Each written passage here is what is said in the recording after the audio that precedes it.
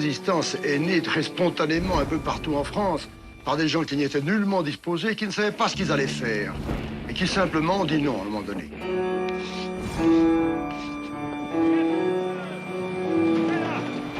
C'était pas possible d'accepter ces uniformes qui étaient partout, ces inscriptions en lettres gothiques que personne n'arrivait à lire, cette armée étrangère qui était toute puissante.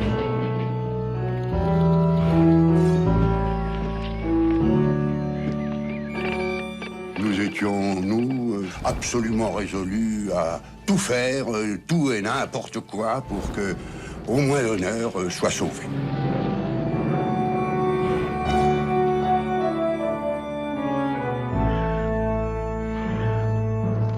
Les landaux, c'était très pratique pour transporter des armes. En 1942, j'ai transporté une petite bombe.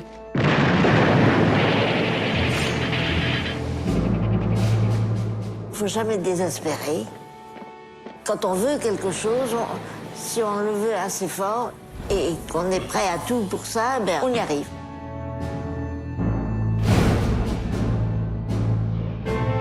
Voici l'histoire d'une trentaine de femmes et d'hommes dont les itinéraires croisés, héroïques, romantiques et tragiques dessinent le puzzle complexe des résistances.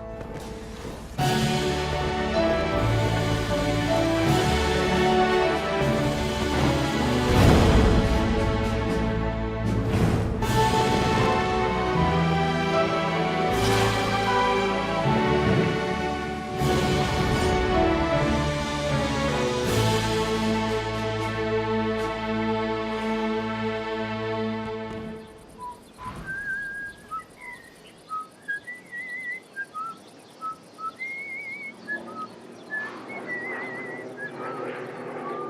10 mai 1940. L'armée allemande attaque à l'ouest.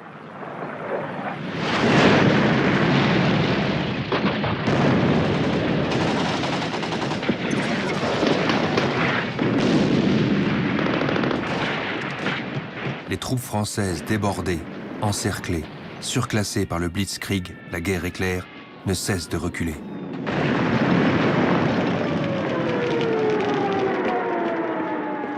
La retraite vire à la débâcle.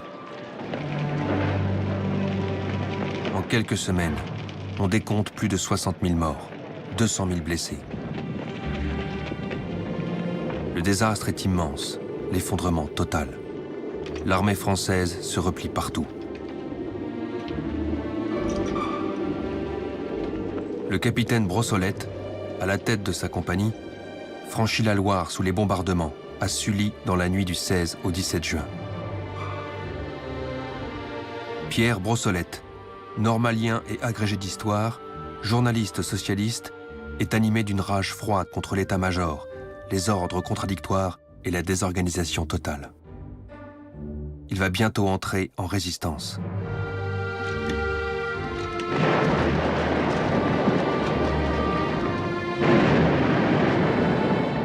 Pour retarder l'avance de la Wehrmacht, le génie fait sauter les ponts sur le front. Brossolette réussit à éviter la captivité à sa compagnie. Le capitaine Freinet n'a pas cette chance. Il est fait prisonnier comme 1 600 000 soldats internés sur le sol français avant d'être emmené en Allemagne. 2 jours plus tard, Henri Freinet réussit à s'évader. Mais c'était une défaite qu'on ne pouvait pas et qu'on ne devait pas accepter, car cette défaite mettait en cause, après tout, toutes les raisons qu'on a de vivre et celles qui peuvent vous pousser à mourir.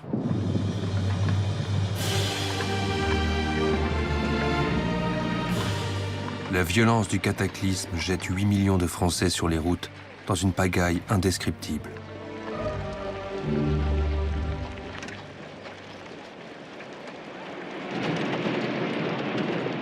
Le 17 juin, le maréchal Pétain demande la cessation des combats avant même que l'armistice soit signé.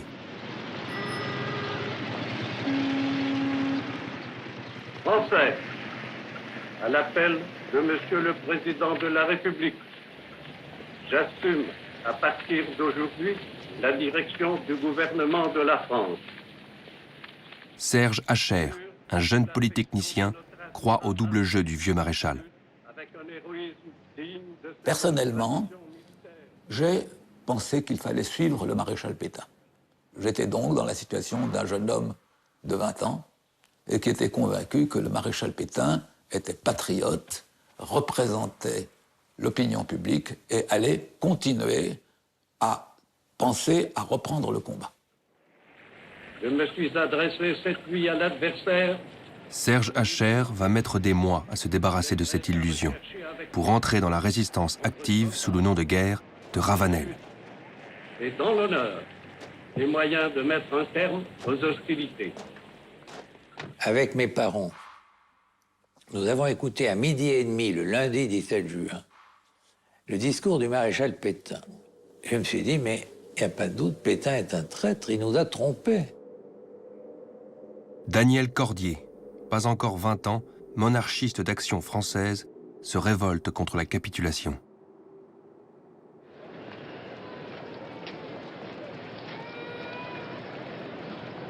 Geneviève de Gaulle, la nièce du général, ardente catholique, est sur la route de l'Exode. C'est maréchal Pétain qui m'a fait entrer dans la résistance. Quand j'ai entendu le maréchal Pétain le 17 juin, j'ai trouvé insupportable la défaite, l'acceptation de la défaite. À Chartres, Jean Moulin est le préfet d'Eure-et-Loir depuis février 1939. Homme de gauche, il a fait une brillante carrière préfectorale.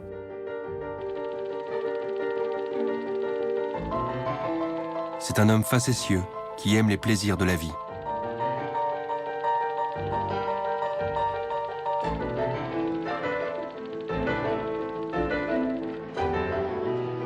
Dans la ville submergée par des centaines de milliers de réfugiés, Moulin se dépense pour venir en aide aux nécessiteux, faire servir des repas, organiser l'hébergement.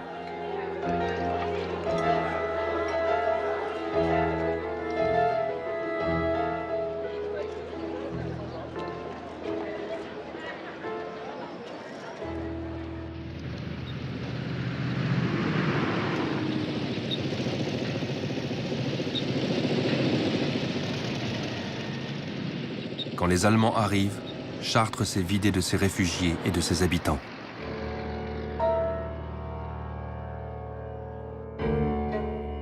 Moulin est à peu près seul pour accueillir l'armée d'occupation en grande tenue le 17 juin sur le perron de la préfecture.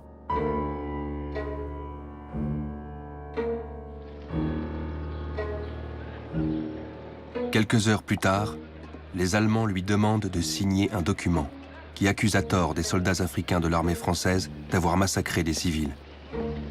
Moulin refuse. Il est passé à tabac pendant des heures, puis jeté dans un sous-sol.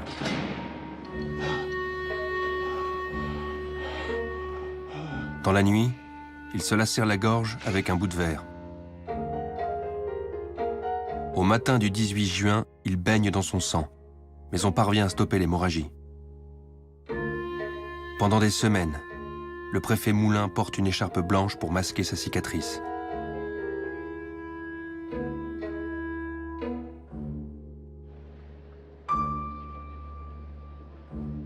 Ce même 18 juin, à Londres où il est arrivé la veille, le général de Gaulle, inconnu de la majorité des Français, sans aucun mandat, parle dans la soirée sur les ondes de la BBC. Quoi qu'il arrive, la flamme de la résistance française ne doit pas s'éteindre et ne s'éteindra pas. Le mot de résistance est prononcé. Je n'ai pas entendu l'appel du 18 juin. J'étais à ce moment-là sur les routes de Bretagne, comme beaucoup de Français qui étaient pas chez eux. Et j'étais d'ailleurs avec ma grand-mère, la mère du général de Gaulle. Et nous avons vu passer dans ce village les premiers détachements de motocyclistes allemands. Et je me souviens encore, ça me brûle encore aujourd'hui, d'une humiliation terrible. Et un curé est arrivé du fond de la place et nous a raconté l'appel du 18 juin, mais je ne l'ai pas entendu. Ouais. Et ma grand-mère tirait la manche du curé et lui a dit « Monsieur le curé, mais c'est mon fils. Monsieur le curé, mais c'est mon fils. » Jeanne Boeck, 21 ans, travaille comme chimiste dans une usine de poudre à Brest. Le 18 juin, vers 15h, devant l'avancée allemande, les ouvriers évacuent l'usine. Je suis rentrée chez moi, j'ai pris une valise, et puis je suis descendue dans le port de commerce, et j'ai demandé à tous les bateaux qui étaient là, est-ce que vous partez en Angleterre? Non. Alors j'allais plus loin, et vous partez en Angleterre? Alors il y a un petit bateau qui est un remorqueur du Havre, qui se trouvait là et qui m'a dit oui, on s'en va. Alors ils ont accepté de me prendre, je suis montée sur le bateau, puis on est parti comme ça. Le lendemain matin, elle est en Angleterre. Daniel Cordier gagne également Londres. Et là, il y a un représentant de Gaulle qui est venu, nous avons donné nos noms, et nous nous sommes engagés.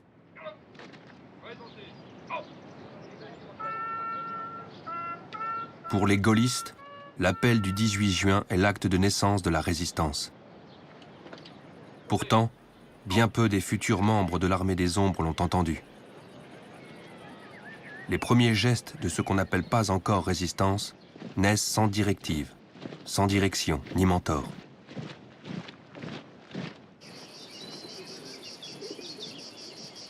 À Brive, Edmond Michelet est un courtier de 41 ans, père de 6 enfants.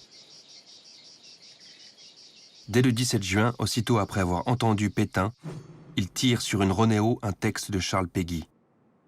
« Celui qui ne se rend pas est mon homme, quel qu'il soit, d'où qu'il vienne, et quel que soit son parti. » Michelet glisse les tracts dans les boîtes aux lettres. Cet humaniste pétri de valeurs chrétiennes, qui l'amène à un rejet viscéral du nazisme, distribue ainsi avec quelques camarades les premiers exemplaires de la propagande clandestine.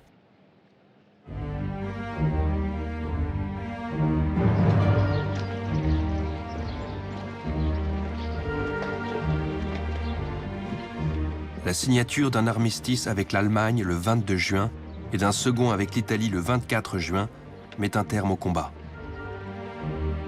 Les conditions sont dures pour la France vaincue qui est coupée en deux. La ligne de démarcation sépare la zone nord, sous le contrôle direct de l'armée allemande, de la zone non occupée, la ZNO, gouvernée par Vichy.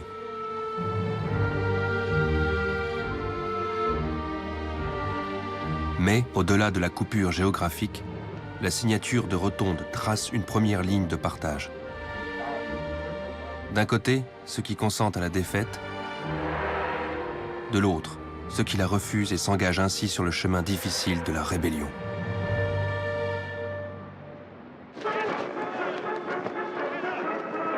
À Rennes, Geneviève de Gaulle déchire les affiches de l'occupant. Fabrique de petites croix de Lorraine. J'ai vu un drapeau, un petit drapeau à croix gammée sur un pont de Rennes. Et j'ai regardé partout si on ne me voyait pas et j'ai été l'arracher. C'est pas grand-chose, mais c'était mon premier acte de résistance. Je ne pouvais pas supporter la croix gammée dans notre ville, dans notre pays. Le 10 juillet, à Vichy, l'Assemblée nationale vote à une très large majorité les pleins pouvoirs à Pétain. La République laisse la place à un nouveau régime, autoritaire.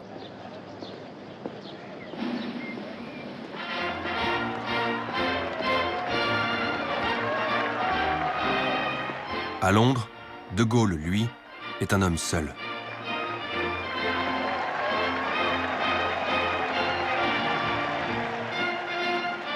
Le 14 juillet 1940, pour la fête nationale, il fait parader ses maigres troupes à Trafalgar Square sous les applaudissements des Anglais. Jeanne Boeck, la jeune chimiste qui a réussi à rallier l'Angleterre, assiste au défilé et découvre, profondément émue, les troupes en uniforme français. Elle brûle de les rejoindre. Elle est une des premières femmes à signer son engagement dans le corps des volontaires françaises.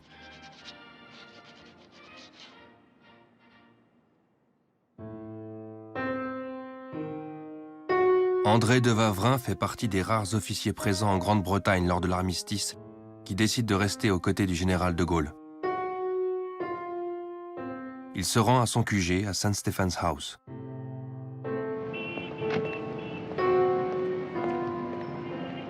Le général de Gaulle qui le reçoit lui confie la responsabilité de créer les services secrets de la France libre.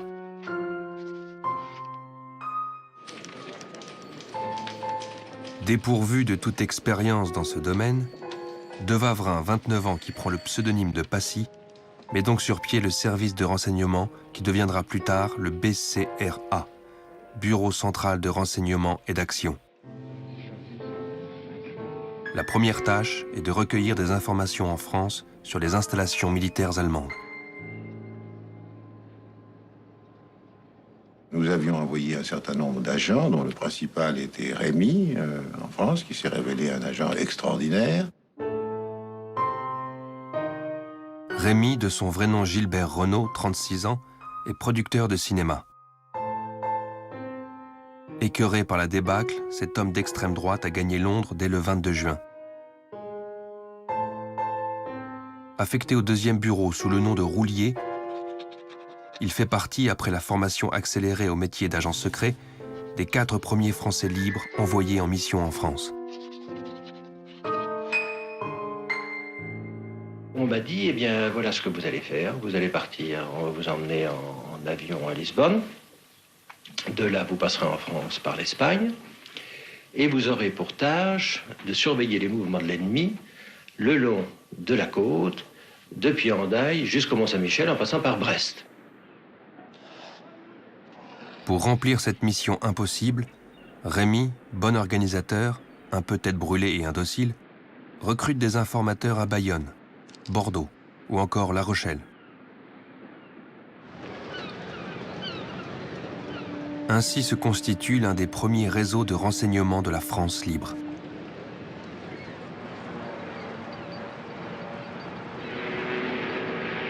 Rémy fait parvenir à Londres son premier courrier qui contient, en réponse aux demandes précises des Anglais, des renseignements importants sur les installations allemandes le long de la côte atlantique.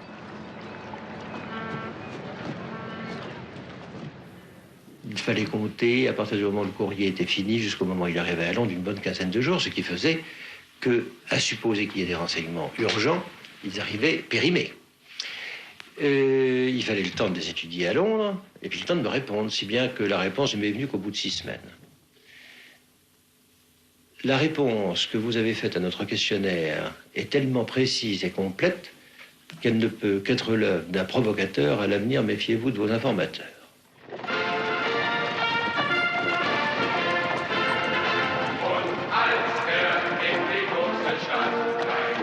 Paris vit à l'heure allemande. À tous les coins de rue de la capitale, des soldats allemands en goguette.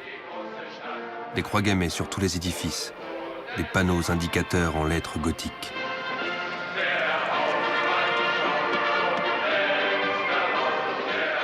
C'est pourtant là, en plein Paris, que naît l'un des premiers groupes d'opposition au régime de Vichy et au nazisme, dans les locaux du Musée de l'Homme.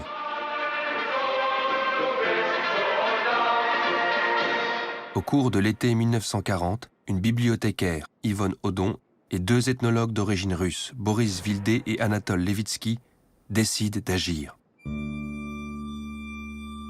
Vildé, par ses talents d'organisateur, réussit à fédérer plusieurs petits groupes nés dans les milieux intellectuels, comme celui de Jean Cassou, le conservateur du musée d'art moderne, ou d'Agnès Imbert, historienne de l'art. À la fin de l'automne 1940, l'ethnologue Germaine Tillon, qui a également regroupé des amis prêts à l'action, apporte ses recrues au réseau du Musée de l'Homme qui organise des filières pour les soldats évadés. Quand un évadé frappe à votre porte, il frappe à la première porte qui se présente. Qu'est-ce que vous faites? Ou vous dites, ou vous le recevez ou vous ne le recevez pas. Si vous ne le recevez pas, vous êtes un fameux salaud. Et si vous le recevez, ben vous êtes un martyr. sans l'avoir cherché, ni désiré. Et c'est comme ça. En quelques semaines, le noyau initial du musée de l'homme attire dans son orbite d'autres cercles, formant ainsi une nébuleuse d'une centaine de personnes.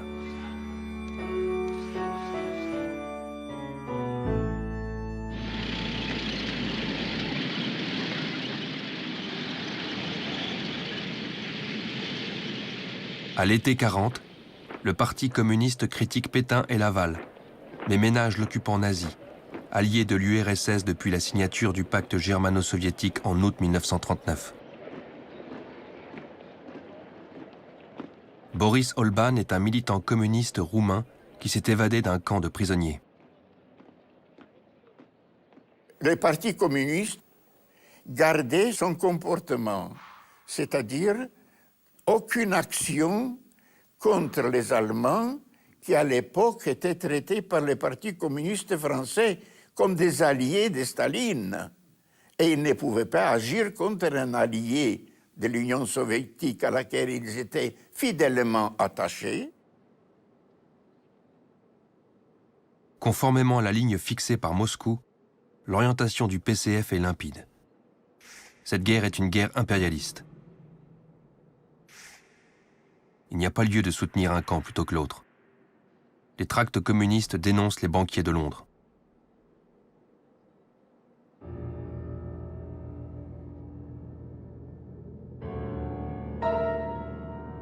Le 24 octobre à Montoire, Pétain serre la main d'Hitler.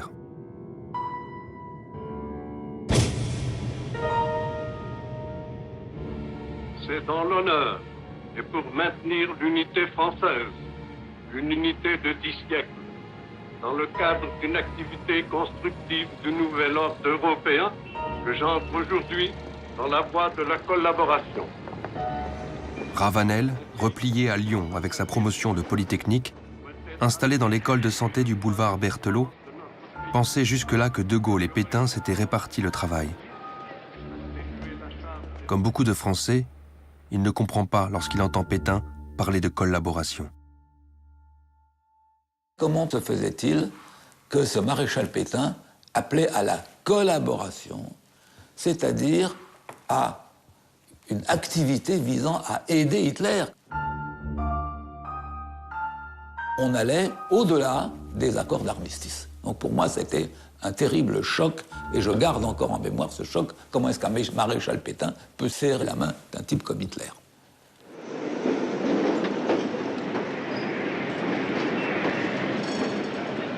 Le 25 octobre, lendemain de la poignée de main entre Pétain et Hitler, une rencontre décisive pour la résistance naissante se déroule à Clermont-Ferrand.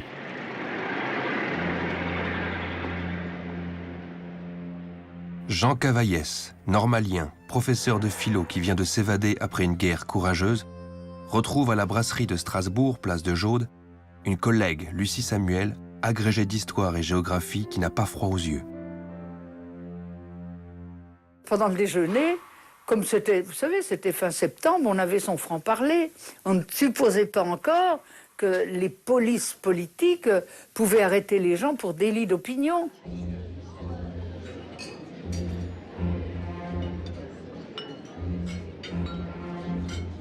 Alors on s'exprimait assez ouvertement sur ce qu'on pensait de Vichy, de ce vieux maréchal. Et tellement librement qu'à un moment, nos voisins de table se sont rapprochés de nous et ont dit ben, « c'est très intéressant ce que vous dites parce qu'on pense comme vous ». Et ces voisins de table, c'était Emmanuel Dastier de la Vigerie et puis Spagnin. Et on a dit tout de suite « mais on n'est pas d'accord, on proteste ». Et si on proteste, il faut le faire savoir. Et sur un des bancs de la faculté de Clermont, nous avons rédigé notre premier tract. Ancien officier de marine, ex-opiumane, Dastier de la Vigerie, proche de l'Action française dans sa jeunesse, a abandonné la navale pour le journalisme. À ce petit groupe s'ajoute le mari de Lucie, Raymond Samuel, qui va bientôt entrer dans la clandestinité et prendre le pseudonyme d'Aubrac. Et je vois quelques amis, y compris Lucie, qui rédigent des petits bouts de papier pour les distribuer dans les boîtes aux lettres et qui partent avec des morceaux de craie pour faire des inscriptions sur les portes.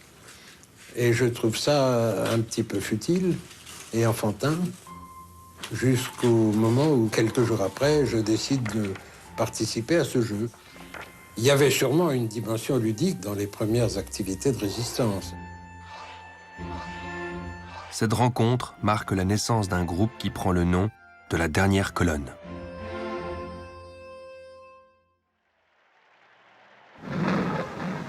Marseille.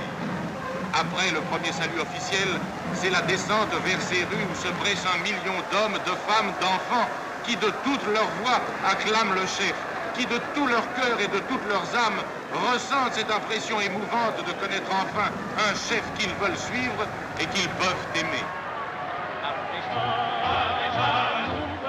Le vieux maréchal entreprend une tournée en zone non occupée. À Marseille, le 3 décembre, des foules innombrables l'acclament. Moralement assommé, un peuple en perdition s'accroche à un chef, à un sauveur. L'opinion déboussolée a besoin d'un père et de repères.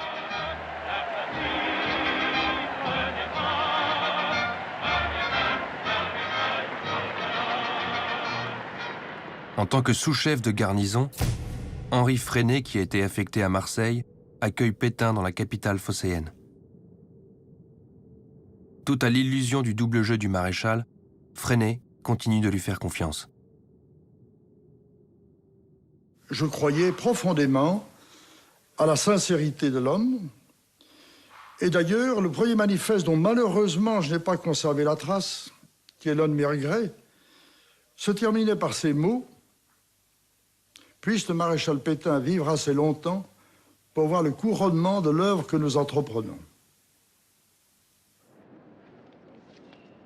Les Français de la fin 1940, en quête de certitude, accueillent avec indifférence le statut des Juifs que le vieux maréchal corrige de sa main en l'aggravant.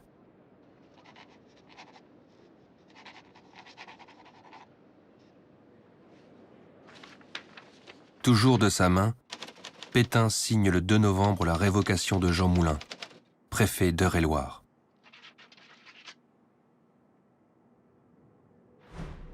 Vichy épure l'administration préfectorale des personnalités au passé républicain trop marqué.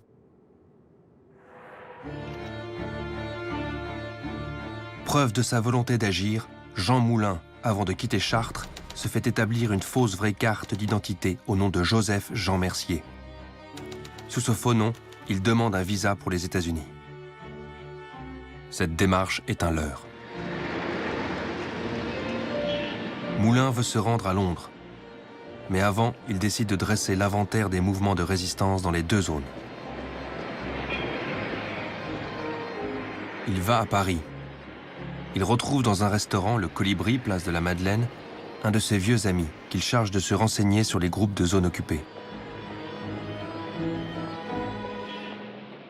C'est un homme seul qui va parcourir la France pendant 6 mois pour rassembler toutes les informations de manière à se rendre en Angleterre et donner au général de Gaulle et à son mouvement les informations sur l'existence de cet embryon de résistance. Bien qu'embryonnaire, cette résistance balbutiante est prise au sérieux par l'armée d'occupation. Dès le mois de juin 1940, les Allemands se sont préoccupés de garantir la sécurité des troupes. Au début, c'est le commandement militaire en France, Militaire Befehlshaber in Frankreich, MBF, installé à l'hôtel Majestic, qui coordonne les forces de sécurité. Le général Otto Stülpnagel a environ 100 000 hommes pour assurer ses missions de surveillance et de maintien de l'ordre. À côté du MBF, l'Abwehr, le service de renseignement de l'armée allemande, a établi ses quartiers à l'hôtel Lutetia. La section 3F, environ une centaine d'hommes, dirigée par le lieutenant-colonel Oskar Reile, policier de métier, est chargée de lutter contre les agents ennemis et les réseaux. Enfin, Karl Bommelburg, un vieux flic, nazi depuis 1933, est nommé chef de la Gestapo et s'installe dans les locaux de la Sûreté nationale, rue des Saussets. Très rapidement, les forces de sécurité du Reich recrutent des agents en France. Il s'agit d'infiltrer des hommes dans les groupes de résistance pour les démanteler. On les appelle Wehmann, abréviation en allemand de Vertrauensmänner, homme de confiance. Les Wehmann, le plus souvent français, parfois belges, agissent par adhésion à l'idéologie nazie, ou pour l'argent.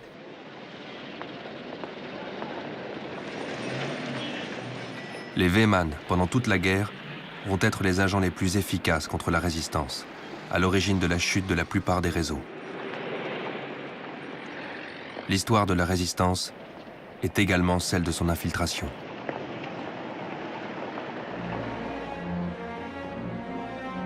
L'exemple d'Honoré d'Étienne d'Orves en fournit une bonne illustration. d'Étienne d'Orves, issu de la noblesse traditionnaliste, lieutenant de vaisseau, révolté par la capitulation, parvient à Londres à la fin de septembre 40. Affecté au 2e bureau du colonel Passy, il insiste pour être envoyé en France occupée. Le 22 décembre 1940, accompagné d'un radio, Georges Marty, il traverse la Manche à bord d'un bateau, la Marie-Louise, qui en temps ordinaire sert à pêcher le homard. Il débarque près de Plogoff. Depuis la maison qu'il héberge, il établit la première liaison radio entre la France occupée et Londres. d'Étienne d'Orves jette les jalons d'un réseau de renseignement, le réseau Nemrod, qui doit se déployer sur la Bretagne.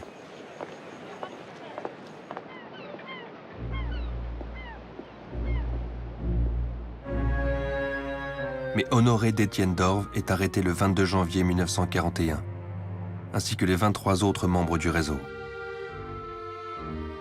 La chute a été provoquée par la trahison de son radio, Marty, qui s'appelle en réalité Alfred Gessler.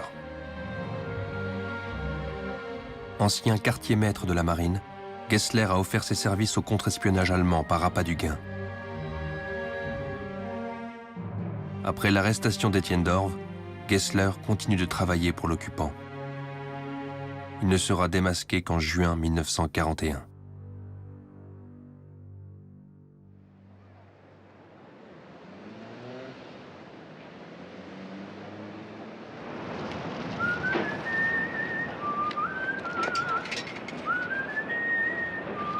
En décembre 1940, le capitaine Freinet est muté à Vichy, au 2e bureau de l'état-major de l'armée. Bertie Albrecht, une amie intime d'avant la guerre, militante féministe, assistante sociale, le rejoint dans la capitale de l'État français. C'est elle qui lui a ouvert les yeux dès les années 30 sur la réalité du régime hitlérien. Tout ce que j'ai tenté de faire a été en définitive concerté avec Bertie Albrecht, à qui politiquement je dois beaucoup, et qui dès les premiers jours de la résistance en 1940 m'a rejoint et a été pour moi une amie, une collaboratrice, une assistante irremplaçable.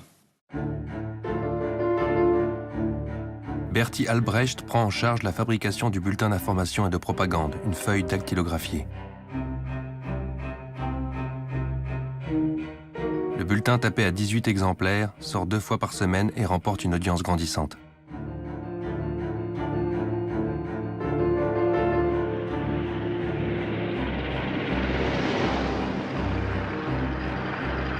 Autour du 15 décembre, le réseau du Musée de l'Homme fait également paraître un bulletin.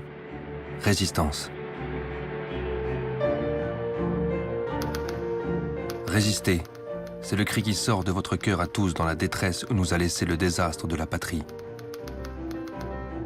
C'est le cri de vous tous qui ne vous résignez pas, de vous tous qui voulez faire votre devoir. Au début de 1941, un des rédacteurs de Résistance, Jean Cassou, vient trouver Pierre Brossolette. Brossolette, 37 ans, traverse après la défaite une profonde dépression. Abattu par le découragement général, il écrit à sa femme Gilberte. « Je te raconterai si nous nous revoyons tout ce qu'il y a eu de désespérant et d'affreux dans notre déroute. Dans la lâcheté des hommes, dans l'incapacité du commandement. Dans quel gouffre nous nous réveillons. »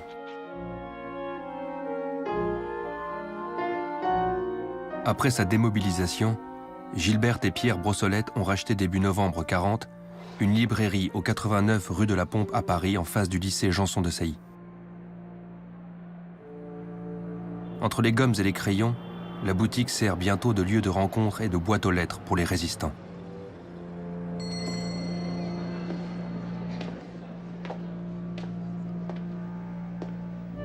Jean Cassou propose à Brossolette d'entrer au comité de rédaction de Résistance. Brossolette, fataliste, répond « Tout est fini, ce pays n'existe plus. Mais enfin, comme il faut bien faire quelque chose même quand il n'y a plus rien à faire, je suis des vôtres. »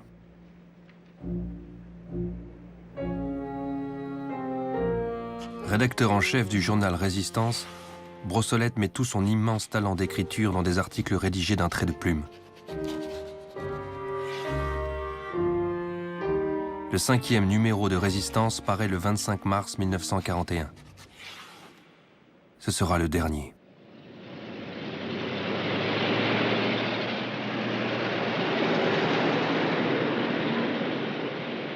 Au début de 1941, les SS en armes encerclent le palais de Chaillot.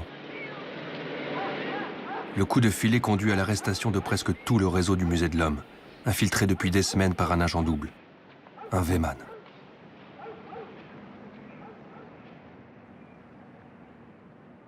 Albert Gaveau, âgé de 39 ans, a été présenté à la fin du mois d'octobre à Boris Vildé, qui en fait son agent de liaison. Gaveau, comme le montre son emploi du temps, s'immisce au sein du réseau.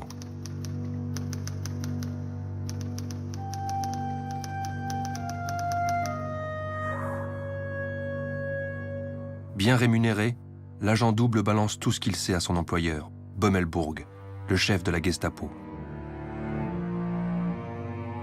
Les arrestations s'enchaînent.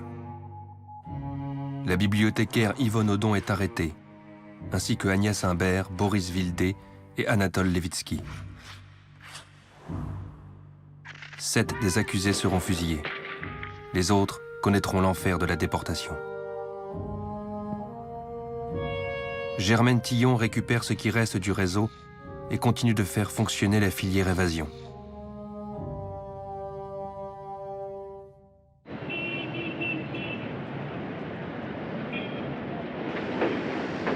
Au même moment, Freinet, qui a démissionné avec fracas de l'armée, est installé à Lyon, ville où il est né et qu'il connaît bien.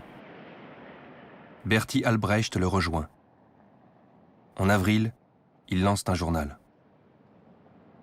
Nous avons commencé par des feuilles dactylographiées, puis on est passé ensuite à la Ronéo, et on est passé encore un peu plus tard au premier journal imprimé. Ce premier journal imprimé s'appelait Les Petites Ailes de France. Les Petites Ailes sont tirées à 6 000 exemplaires, puis 20 000. Le journal paraît tous les 10 jours. 2 mois plus tard, pour brouiller les pistes, Freinet arrête la publication des Petites Ailes et la remplace par Vérité. Nous avions pris comme sous-titre une phrase qui est donc demeurée célèbre du maréchal Pétain « Je hais les mensonges qui vous ont fait tant de mal », signé Philippe Pétain. Sur le fond, la ligne de Vérité attaque violemment les occupants tout en ménageant Pétain. Freinet ne s'est pas encore dégagé de son maréchalisme.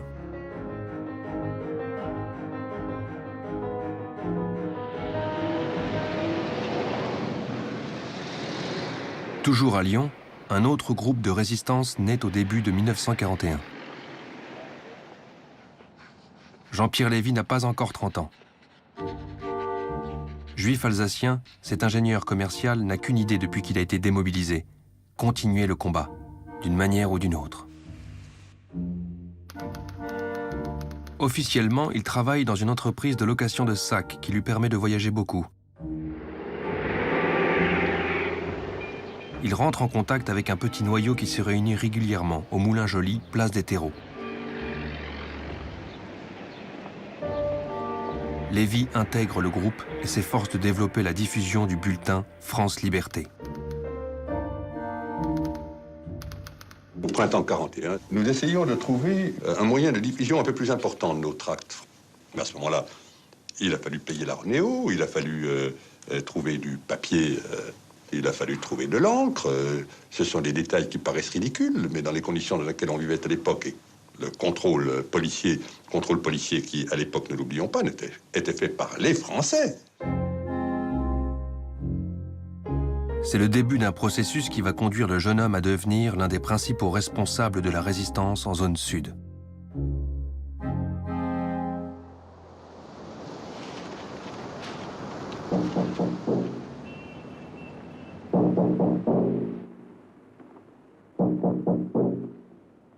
Ici, Londres. Les Français parlent aux Français. Tout de suite, De Gaulle a compris l'intérêt des ondes pour parler aux Français. Grande importance que va vous faire le général de Gaulle. Général de Gaulle.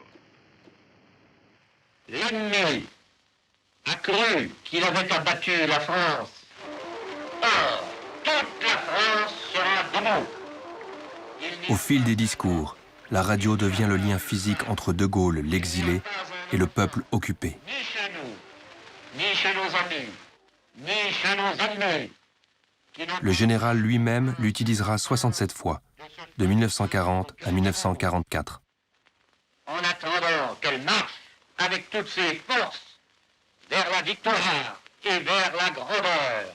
La France avec nous. De Gaulle se sert des ondes pour passer des consignes. À Nice, une lycéenne, Denise Jacob, écoute dans un grenier, en compagnie de sa petite sœur Simone, la radio de Londres. J'avais 16 ans à la fin, au moment de la débâcle, et je n'ai jamais pensé que la guerre était finie. Pour moi, c'était une évidence, on ne pouvait pas accepter d'être vaincu. Denise Jacob suit soigneusement les consignes de Radio Londres qui appellent à dessiner des V de victoire sur les murs.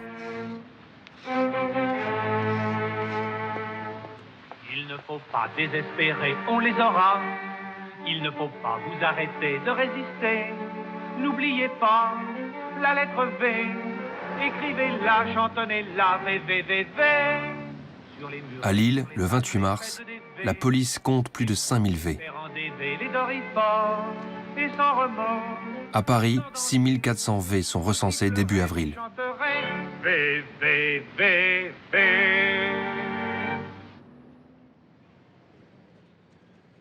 En ce printemps 41, le colonel Rémy, qui change souvent de physionomie, développe son réseau de renseignements sur le littoral atlantique. À Bordeaux, Rémy recrute 2 pilotes du port, naturellement informés de tous les mouvements de bateaux allemands dans la Gironde.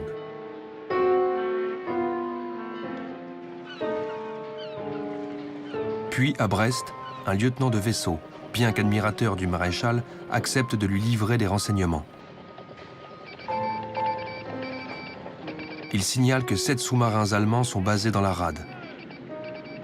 Il transmet également les mouvements des navires.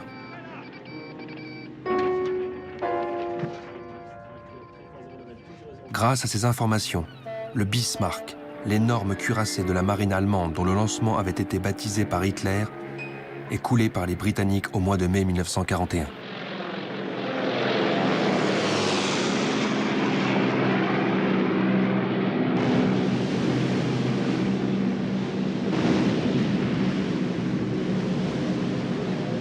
Pour accélérer la transmission des renseignements, Londres parachute des postes radio. Peut-être fin 40 ou début 41 que nous avons eu les premières radios clandestines qui étaient des monuments, c'était des valises qui pesaient 30 kilos, qui étaient absolument immanipulables, terrifiantes. Et encore, elles arrivaient cassées la plupart du temps. Ma première valise avait 2 fermoirs, et sur chacun des fermoirs, gravé de façon très apparente la mention « Made in England ». Les Anglais n'y ont jamais renoncé. Quand on se promenait avec ça sur un quai de gare, c'était assez embêtant.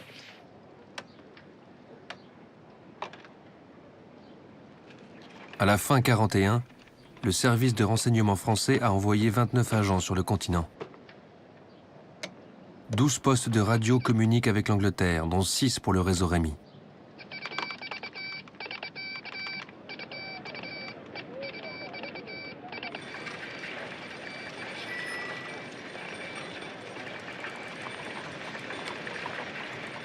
En mai 1941, sur ordre de l'Internationale communiste, la direction du PC lance le Front national pour la libération de la France. C'est une première correction dans une politique qui jusque-là ménageait l'occupant. Le Front national se développe surtout en zone nord. Mais bien des militants n'ont pas attendu que se manifeste cette évolution pour agir. Dans le Limousin, au mois de mars 1941, Georges Guingouin, instituteur communiste, est recherché pour vol de cartes d'identité vierges destinées à des faux papiers. Il plonge à peu près seul dans une clandestinité totale.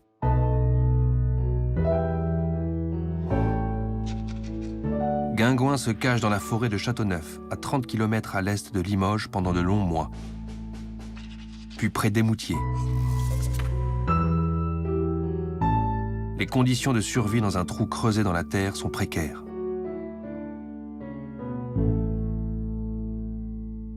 Il diffuse avec une dizaine d'hommes des tracts dans les villages et les foires campagnardes.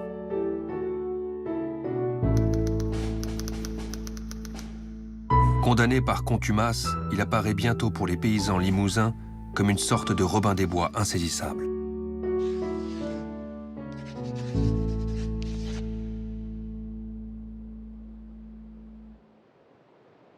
Au début de l'été 41, Jean Moulin, qui réside souvent à Marseille, poursuit son enquête sur les mouvements de résistance. Au 67 rue de Rome, il rencontre Henri Freinet, passé dans la clandestinité. Il m'a expliqué qu'il voulait partir à Londres, il avait l'intention de rejoindre De Gaulle et qu'il souhaitait pouvoir lui rapporter sur la résistance ce que nous avions fait, le maximum d'informations. Je me suis donc efforcé de lui donner aussi complètement que je les possédais à l'époque. À vrai dire, ce que nous avions fait, disons-le, était encore très peu de choses. Nous en étions encore à un embryon d'organisation.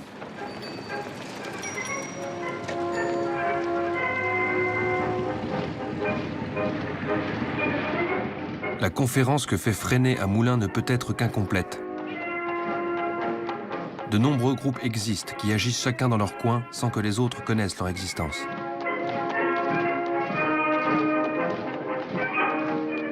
Ainsi, Freinet ignore en zone nord l'existence de Libération.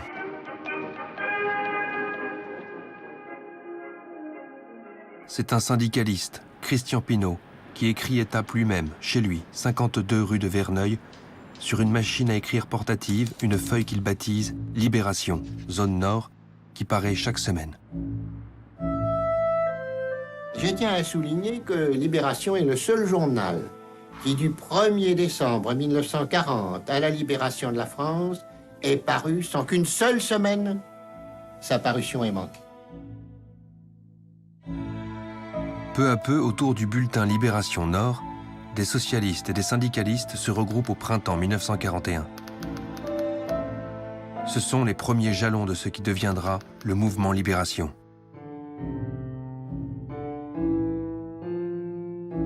Toujours en zone nord, un autre journal, Défense de la France, qui cultive son indépendance, a été lancé par Philippe Vianney. Hélène Mordkovitch s'engage à ses côtés sans hésitation. Alors Philippe, son idée était d'acheter une machine, une petite, mieux qu'une Rodeo, quoi, une machine qui s'appelait une Rotaprint, c'était une machine tchèque. Il fallait de l'argent. Il connaissait très bien un directeur d'usine de gaz et électricité qui s'appelait Monsieur Lebon et qui a financé l'achat de 2 machines. Le premier numéro de Défense de la France, tiré à 3000 exemplaires, sort le 15 août 1941. La ligne politique est hésitante.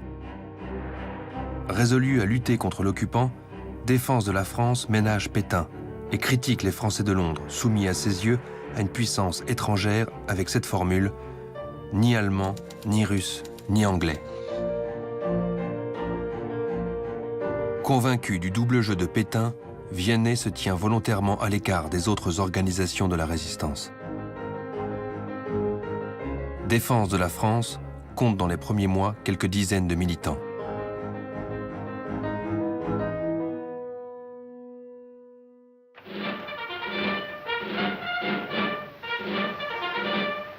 À l'été 1941, Joseph Darnan, ancien combattant de 14-18 et de 40, crée le service d'ordre légionnaire, le SOL, qui comprend environ 15 000 hommes totalement dévoués à Pétain. Au service de la France, au service du maréchal, une force nouvelle est prête aujourd'hui. Prête à lutter, prête à servir, prête à souffrir pour la Renaissance française.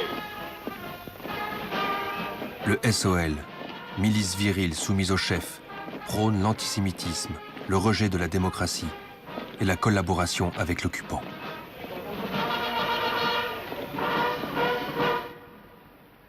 À genoux! Je m'engage sur l'honneur à servir la France et le maréchal Pétain, chef de la Légion. Le serment du SOL annonce la couleur, très brune.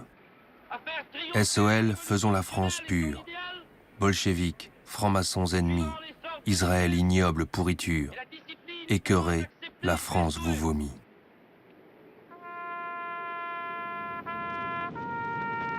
Le service d'ordre légionnaire va devenir une arme redoutable de Vichy contre la résistance.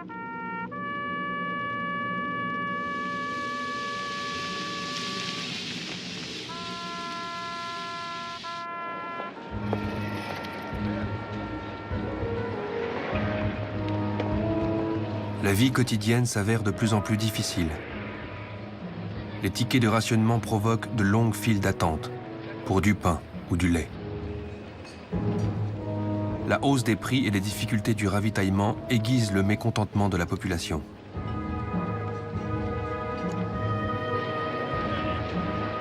En zone non occupée, les rapports des préfets montrent une profonde hostilité envers l'Allemagne qui pille le pays.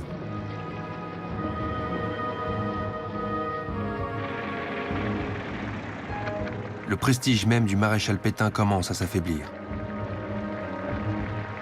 Pour répondre à ce malaise diffus, Pétain parle dans une allocution radio le 12 août 1941. Français, j'ai des choses graves à vous dire. De plusieurs régions de France, je sens se lever depuis quelques semaines un vent mauvais. L'inquiétude gagne les esprits. Le doute s'empare des âmes. Ce premier décrochage de l'opinion ne signifie pas que la majorité des Français, échaudés par Vichy, se tournent vers Londres ou la résistance. À la mi-41, l'opinion demeure violemment anti-allemande mais largement attentiste, repliée sur elle-même, obsédée par les dures difficultés de la vie quotidienne. Pour l'heure, les résistants sont encore des missionnaires égarés dans un pays hostile.